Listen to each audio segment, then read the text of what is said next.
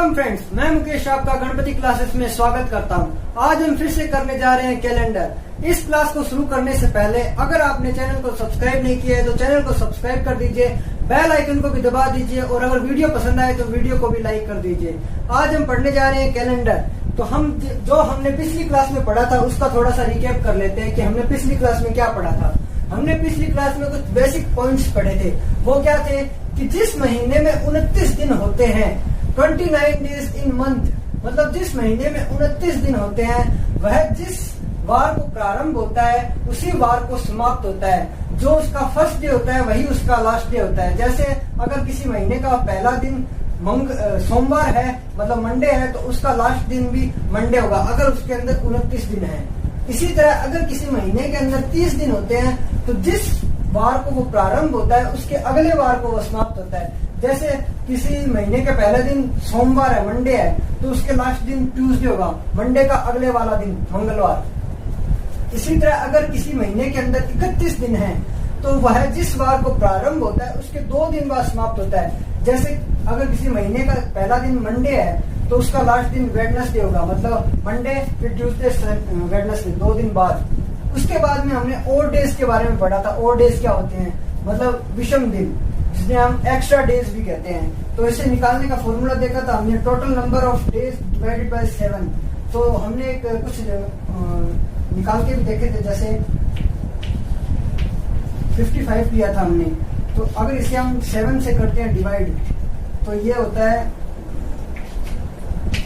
49 और 6 बचता है। तो ये 6 जो है ये इसके अंदर 55 के अंदर 6 ओड डेज होते हैं। तो हमने देखा था कि जो हफ्ते से ऊपर के जो भी दिन होते हैं वो ओड डेज होते हैं, मतलब एक्स्ट्रा दिन कहलाते हैं। तो इसके अलावा हमने देखे थे कि maximum number of odd days कितने होते हैं, वो होते हैं 6, और minimum number of odd days कितने होते हैं, वो होते हैं 0। तो हमने देखा 7 ही ओड डेज होते हैं, 0, 1, 2, 3, 4, 5, 6।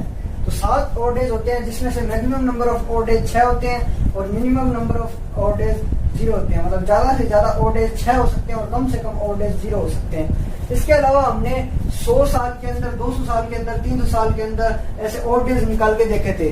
तो हमने इससे पहले देखा था कि 1 साल के अंदर ओड डेज कितने होते हैं और एक लीप ईयर के अंदर ओड डेज कितने होते हैं और एक नॉर्मल ईयर के अंदर ओड डेज कितने होते हैं। तो एक नॉर्मल ईयर के अंदर ओड डेज 1 होता है और लीप ईयर के अंदर ओड डेज 2 होते हैं। उसके अलावा हमने साल के अंदर निकाले तो साल के अंदर 100 साल के अंदर 5 ओड डेज होते हैं, 200 साल के अंदर 3 ओड डेज होते हैं, 300 साल के अंदर 1 ओड डे होता है और 400 साल के अंदर 0 ओड डेज होते हैं। उसके बाद में हमने बताया था कि हर 400 साल बाद ये फिर से वही रिपीट होते हैं। तो अगर हम 500 को 100 से डिवाइड करते हैं तो 100 रिमाइंडर बचता है।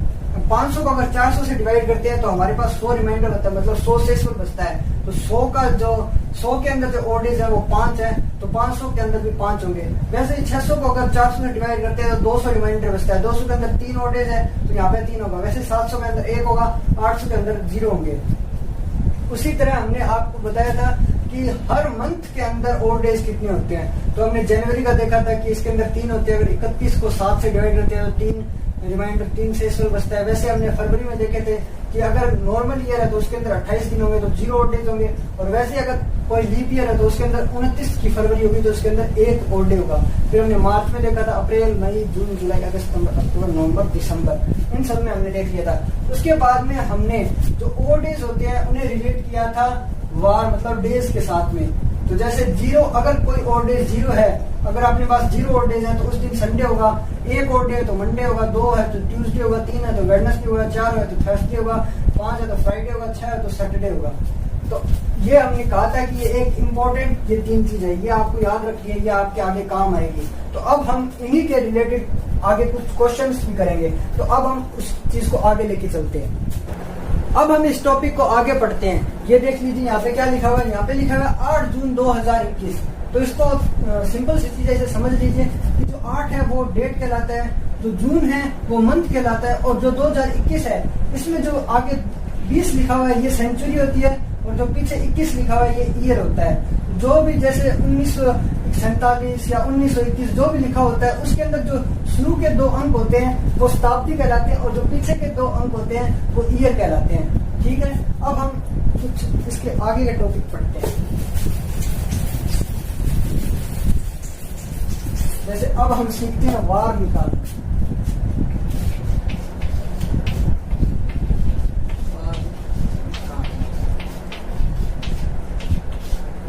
डे फाइंड आउट करना सीखते हैं। जैसे हमें हमारे आजादी का दिन याद है 15 अगस्त 1947। अब हमें पूछा जाता है कि 15 अगस्त 1947 को कौन सा वार था। तो हमें वार निकालना है कि 15 अगस्त 1947 को कौन सा वार था। तो वार निकालने के लिए हम क्या करते हैं, वार निकालने के लिए हम जो ये 1947 है इससे पिछले वाले ईयर को लेते हैं। इससे पिछले वाला ईयर कौन सा था, इससे पिछले वाला ईयर है 1946। हम 1946 में ओ डेज निकालते हैं पहले। तो 1946 के अंदर ओ डेज निकालने के लिए पहले हम 19 मतलब 19 एक शताब्दी है, 1901 शताब्दी है 1946 में पहले हम 1900 के अंदर ओ डेज निकालते हैं। तो यहाँ पे देखिए 100 साल के अंदर 5 है, 200 के अंदर 3 है, 300 के अंदर 1 है, 400 के अंदर 0 है, जैसे 500 में 5, 600 में 3, 700 में 1, 800 में 0। तो 1900 के अंदर कितने ओड डेज होंगे। तो अगर हम देखें तो 1600 के अंदर होते हैं 0 ओड डेज। 1700 अगर हम 1700 को डिवाइड करते हैं 400 से तो उसके अंदर आता है 5। अगर हम 1800 को करते हैं तो उसके अंदर आता है 3। और हम 1900 को अगर 400 से डिवाइड करते हैं तो उसके अंदर आता है 1 ओड डेज। तो अगर हम 1900 को करते हैं 400 से डिवाइड, तो इसका जो शेषफल मतलब जो रिमाइंडर बचता है वो बचता है 300। और 300 का जो ओड डेज होते हैं वो होता है 1। तो हमने देखा कि 19 के अंदर 1 ओड डेज होता है, 1 ओड डेज होता है। ठीक है, अब हम निकालते हैं 46 के अंदर ओड डेज। तो हम 46 के अंदर ओड डेज निकालेंगे तो हम देखते हैं कि इसके अंदर 46 है, 46 के अंदर कुछ लीप ईयर भी होंगे। तो हमें लीप ईयर के ओड डेज, आपको पता है लीप ईयर, हर लीप ईयर के अंदर 2 ओड डेज होते हैं और नॉर्मल ईयर के अंदर 1 ओड डेज होता है। तो इसके अंदर लीप ईयर होंगे 11 और नॉर्मल ईयर होंगे 15। अगर इसे 4 से डिवाइड करेंगे तो 11 लीप ईयर निकल के आएंगे। अब जो नॉर्मल ईयर होता है उसके अंदर 1 ओड डेज होता है, तो इसे हम 1 से इंटू करते हैं और लीप ईयर को हम करते हैं 2 से इंटू। ये निकल के आता है 35 और ये निकल के आता है 22। अगर इसे हम ऐड करते हैं तो ये आता है 57। अब हमें ऐसे निकालने की कोई जरूरत नहीं है। इसे निकालने का एक और तरीका है। जैसे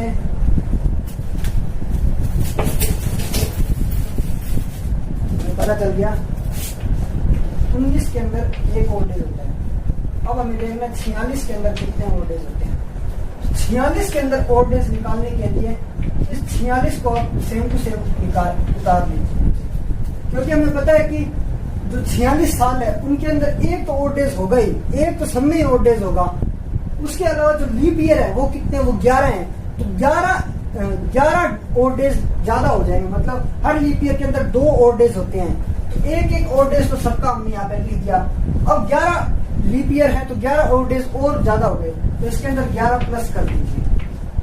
तो ये आ गया 57 और ये 1 58, टोटल हो गया 58। 1946 के अंदर 58 ओड डेज हो गए। ठीक है, अब हमें निकालना है 15 अगस्त 1947 को, मतलब रनिंग ईयर का, रनिंग ईयर का 1947 का निकालना है। तो हमें अब जैसे 1947 को हमें अगस्त तक किया ये, तो हमें जैसे निकालना है जनवरी, फरवरी, मार्च, अप्रैल, मई, जून, जुलाई और अगस्त। ठीक है, तो अब जनवरी के अंदर कितने ओड डेज होते हैं, तो हमें पता है जनवरी के अंदर 3 ओड डेज होते हैं। फरवरी के अंदर ये एक नॉर्मल ईयर है, तो नॉर्मल ईयर में 28 दिन होते हैं, तो 0 ओड डेज होते हैं, 0 ओड डेज होते हैं। फिर मार्च के अंदर 3 होते हैं, अप्रैल के अंदर 2 होते हैं, मई के अंदर 3 होते हैं, जून के अंदर 2 होते हैं, जुलाई के अंदर 3 होते हैं। अब ये जो अगस्त है ये कंप्लीट नहीं हुआ है, ये सिर्फ इसकी 15 तारीख हुई है, तो हम इस तारीख को यहाँ पे नोट करेंगे। ये आ गया 15 तारीख। अब हम हम इसे ऐड करते हैं, इसे ऐड करते हैं तो ये हो गया 15, 15 और 5 20, 20 और 5 25, 25 और 6 31, इसका टोटल आता है 31।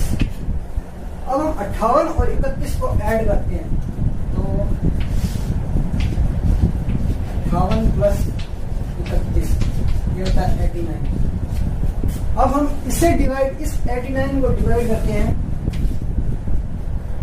कितने से? 7 से। अगर हम इसे 7 से डिवाइड करते हैं तो इसके अंदर जो आता है रिमाइंडर बचता है वो बचता है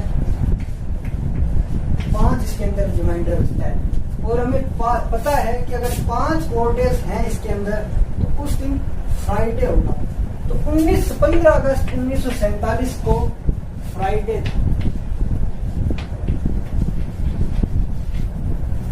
हमने क्या किया?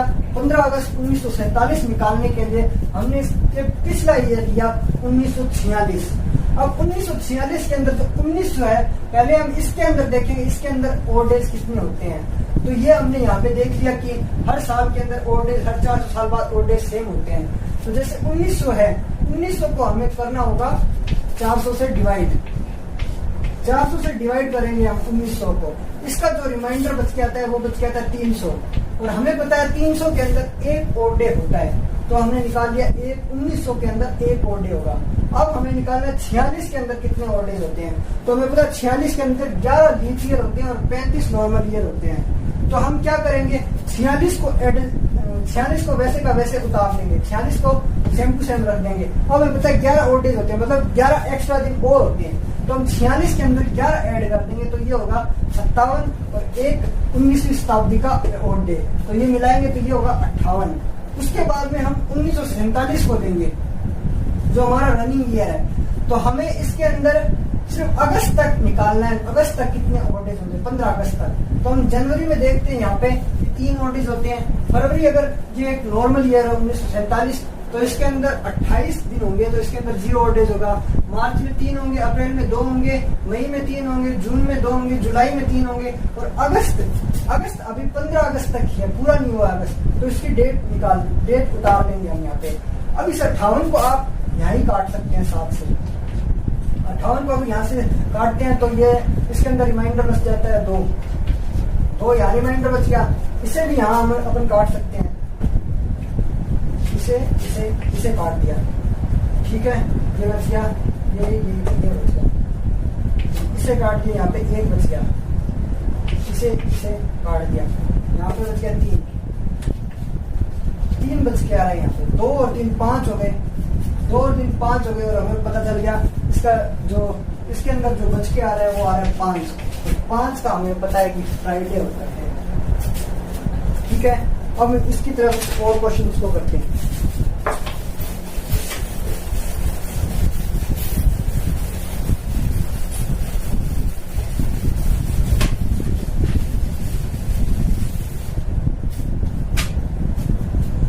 हमारे संविधान लागू होने का दिन कौन सा था? जैसे 26 जनवरी 1950, इस दिन कौन सा वार था हमें निकालना है। तो पहले हम 1950 से पिछले वाले साल मतलब 1949 को देखेंगे। तो 1949 में पहले 1900 के अंदर कितने ओड डेज होते हैं? तो 19 के अंदर हमने देखा, अभी पढ़ा था हमने, 1900 को 400 से डिवाइड करते हैं, 300 बचता है रिमाइंडर, और 300 में एक ओड डेज होता है, मतलब 1900 के अंदर एक ओड डेज होता है। अब हमें 49 के अंदर ओड डेज निकालने हैं। तो हमने अभी भी सीखा है 49 को हम एज इट इज उतार देंगे 49।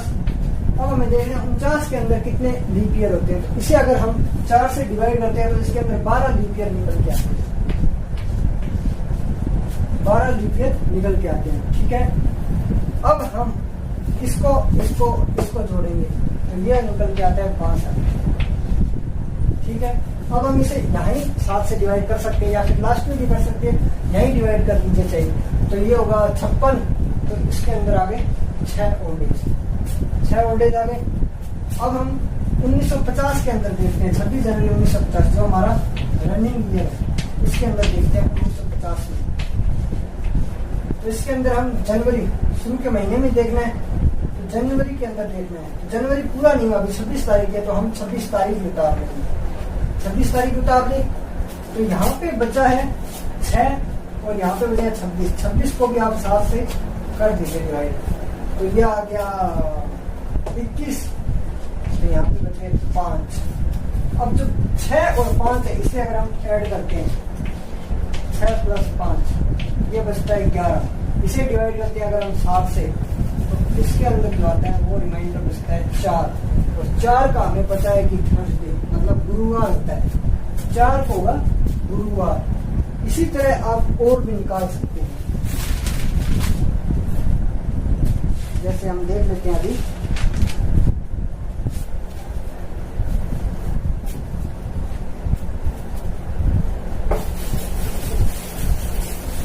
एक और क्वेश्चन करते हैं।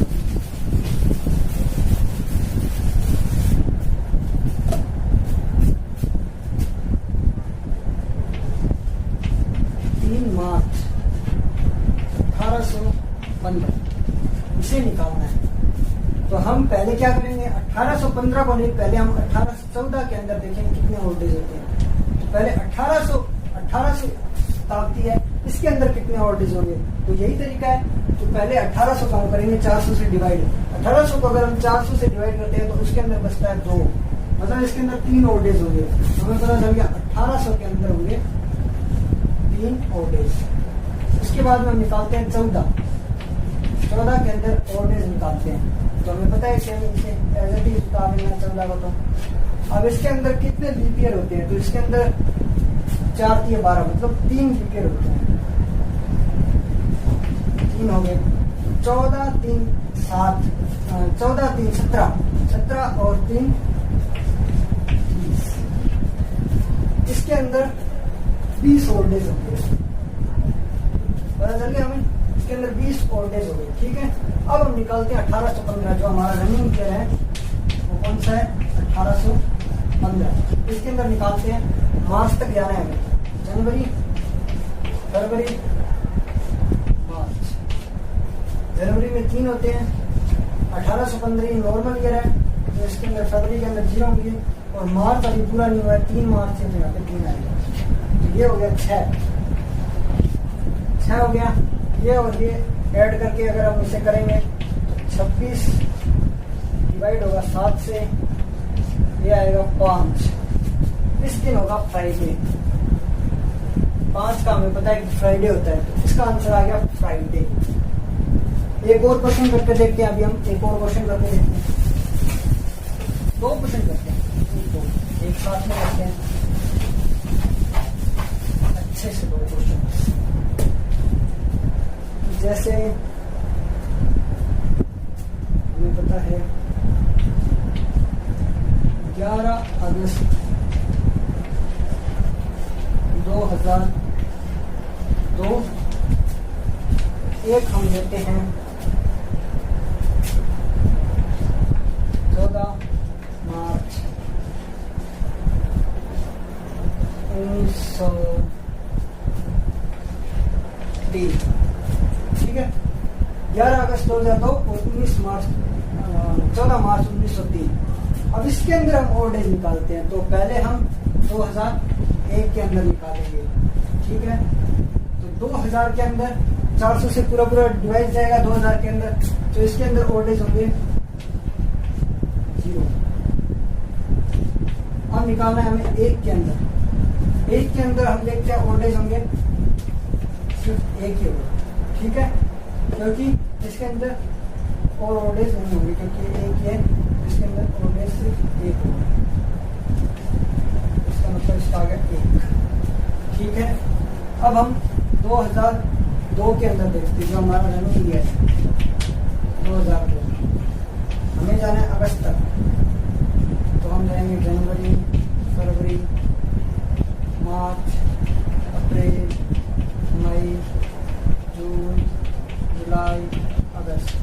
ठीक है, तो हम शुरू करेंगे 3, एक नॉर्मल के रख 0, फिर 3, फिर 2, फिर 3, फिर 2, फिर 3, उसके बाद में 11 डेट डाल देंगे। और हम इसे यहाँ से काट देते हैं, ये 7 से कट गया, ठीक है। और इसको भी हम काट देते हैं, ये भी 7 से कट गया, तो इसके अंदर बचे हैं 6, इसके अंदर बचे हैं 6 और इसके अंदर बचा है 7। ये हो गया 7। अगर हम 7 को डिवाइड करते हैं 7 से, 0 रिमाइंडर बचता है, मतलब इस दिन होगा संडे। इस दिन क्या निकल के आता है? इस दिन निकल के आता है संडे। अब हम करते हैं 14 मार्च 1903 को। 14 मार्च 1903 को क्या होगा? तो पहले हम निकालेंगे 1902 को, 1903 को नहीं करेंगे, हम करेंगे 1900 से, ठीक है। तो इसके पिछले वाला इधर ये क्या होगा? 1899। 1800 के अंदर हमें पता है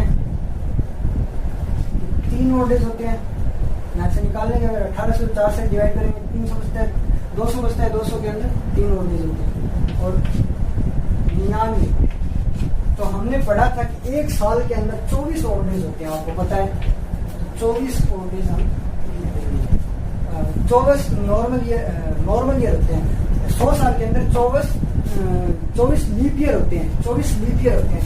24 लीप ईयर यहाँ पे आ जाएंगे, ठीक है। और 99 का 99 इसके साथ में लिखा जाएगा।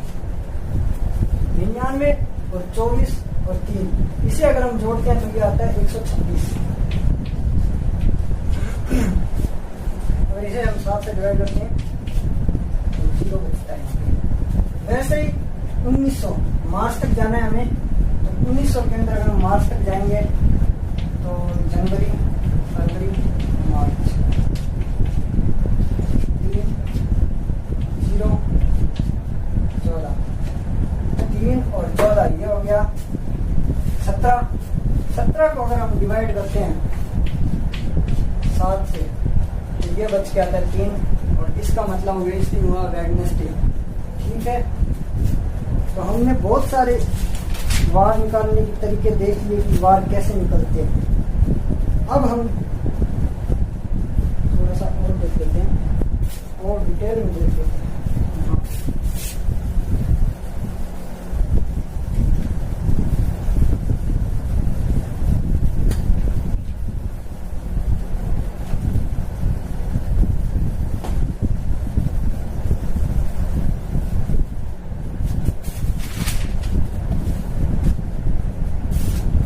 पूछा जाता है कि last day of century, last day of century क्या होगा? देखिए 100 साल के अंदर, 200 साल के अंदर, 300 साल के अंदर, 400 साल के अंदर। 100 साल के अंदर ओल्ड होते हैं 5, 200 साल में होते हैं 3, 300 साल में होते हैं 1, 10 साल में होते हैं 0। तो हमें पता है 5 को अगर हम डे के साथ रिलेट करते हैं तो इस दिन होता है संडे, नहीं इस दिन होता है फ्राइडे, इस दिन होता है फ्राइडे। 3 को रिलेट करते हैं तो इस दिन होता है वेडनेसडे, 1 को रिलेट करते हैं इस दिन होता है मंडे, 0 को रिलेट करते हैं इस दिन होता है संडे। तो हमें क्या पता चला इससे कि अगर किसी सेंचुरी का हमें लास्ट दिन देखना है तो लास्ट दिन केवल उसके 4 ही होंगे, 5, 3, 1, 0। इसे आप याद रखिए, 5, 3, 1, 0। इसे आप याद रखिए। इस दिन होगा संडे, इस दिन होगा मंडे, इस दिन होगा वेडनेसडे और इस दिन होगा फ्राइडे। इसके अलावा जो दिन बचते हैं वो बचते हैं 2, 4, 6। 2 होता है ट्यूसडे मंगलवार, 4 होता है थर्सडे गुरुवार, और 6 होता है सैटरडे शनिवार। तो हमें पता चल गया कि सेंचुरी का जो आखिरी दिन है वो मंगलवार, गुरुवार और शनिवार नहीं हो सकता है। अगर किसी सेंचुरी का लास्ट डे पूछते हैं तो वो सिर्फ फ्राइडे, शुक्रवार, बुधवार, सोमवार और रविवार हो सकता है, मंगलवार, गुरुवार, शनिवार नहीं हो सकता है। इसी तरह जैसे हम इसके कुछ एग्जाम्पल देख लेते हैं। एग्जाम्पल देखते हैं।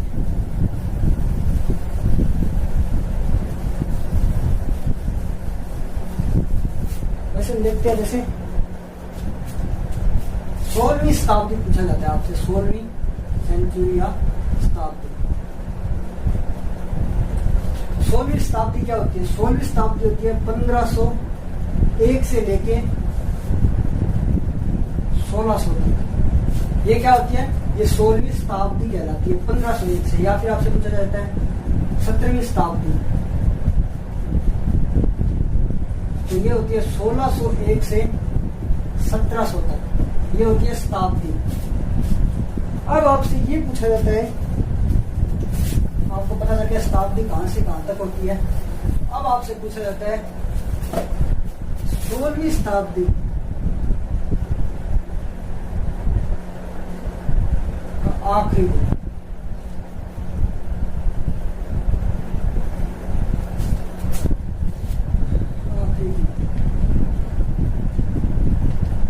कौन सा होगा? 16वीं शताब्दी का आखिरी दिन कौन सा होगा? 16वीं शताब्दी का आखिरी दिन निकालने के लिए, अगर हमें 16वीं शताब्दी का आखिरी दिन निकालना है तो हम क्या करेंगे? इसे करेंगे 400 से डिवाइड, जो कि इसके अंदर पूरा भाग जाता है। 400 के अंदर इसका पूरा भाग जाता है, तो हमें पता है इसके अंदर ओड एज कितने होते हैं? 400 के अंदर ओड एज होते हैं 0, तो 1600 के अंदर भी ओड एज होंगे 0, और 0 का हमें पता है कि 0 को होता है संडे। ठीक है। उसी तरह अगर 17वीं शताब्दी का पूछा जाता है, तो 1700 को अगर हम डिवाइड करते हैं 400 से, तो रिमाइंडर बचता है 100 रिमाइंडर बचता है। 100 का हमें पता है 100 के अंदर होते हैं 5 और डेज, मतलब होगा इस दिन होगा फ्राइडे। अगर आपसे 18वीं का पूछा जाता है,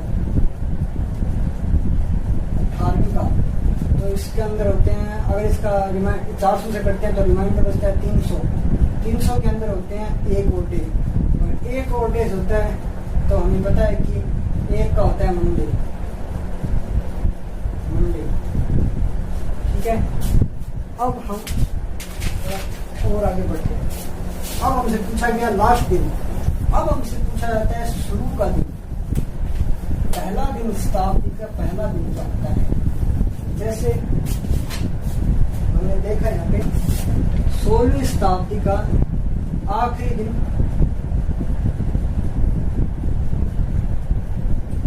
दिन हमने देखा संडे है। 17वीं शताब्दी का पहला दिन, फर्स्ट डे, वो क्या होगा? मंडे।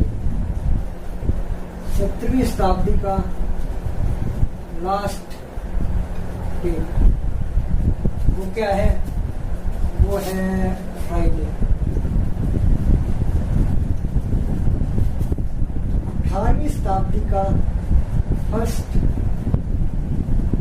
डे क्या होगा? तो वो होगा सैटरडे। 18वीं शताब्दी का लास्ट डे, वो क्या होगा?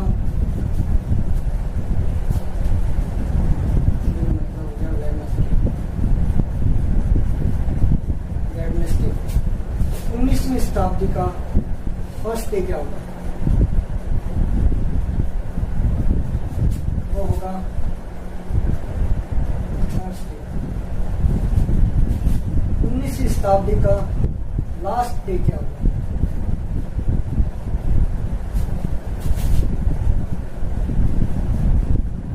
तो वो होगा मंडे।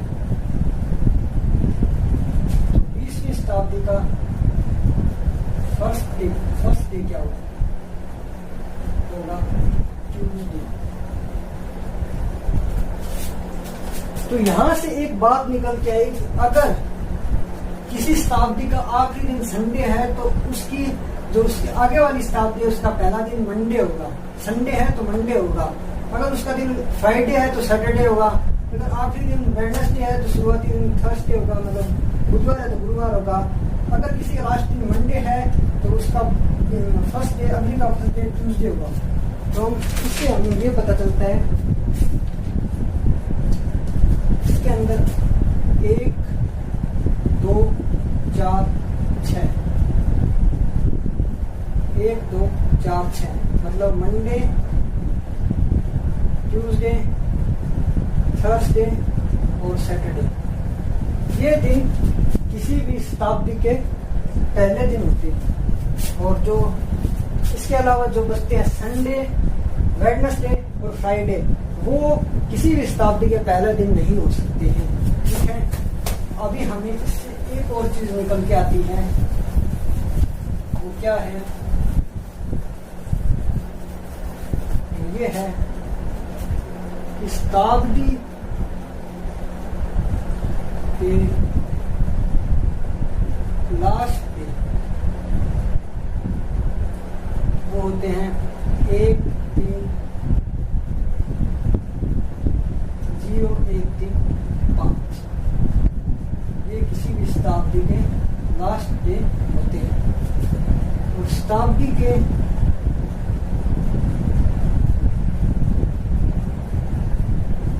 First day 1 2 4 6।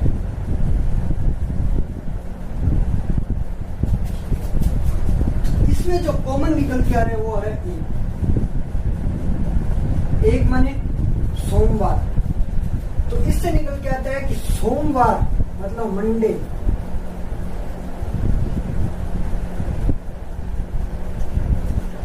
मंडे शताब्दी का फर्स्ट डे भी हो सकता है और लास्ट डे भी हो सकता है। मंडे केवल एक ऐसा दिन है, ऐसा वार है जो शताब्दी का फर्स्ट डे भी हो सकता है और लास्ट डे भी हो सकता है। आज के लिए इतना ही। अब हम इसको अगले वीडियो में और कंटिन्यू करेंगे, इसको और डिटेल से जानेंगे, इसके कुछ और क्वेश्चंस भी करेंगे। तो अगर आपने चैनल को सब्सक्राइब नहीं किया तो चैनल को सब्सक्राइब कर दीजिए, और अगर वीडियो पसंद आए तो वीडियो को भी लाइक कर दीजिए। हम मिलेंगे अगले वीडियो में। धन्यवाद।